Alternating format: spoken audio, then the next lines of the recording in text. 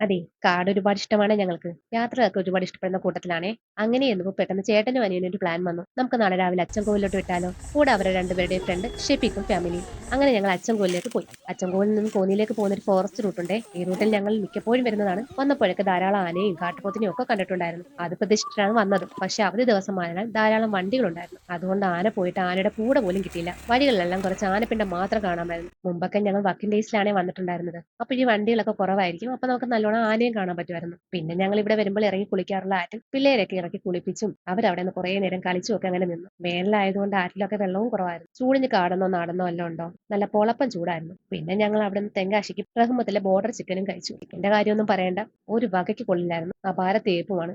പിന്നെ തേന ക്ഷീണം മാറാൻ വേണ്ടി മാമ്പഴത്തറവായി ഒരു കാട്ടുപോത്തിനെയും കണ്ട് പൈനാപ്പിൾ തോട്ടത്തിൽ കയറി രണ്ട് കാട്ടാനെയും കണ്ട് തിരികെ പോന്നു. അപ്പൊ വീഡിയോ ഇത്രയല്ലേ.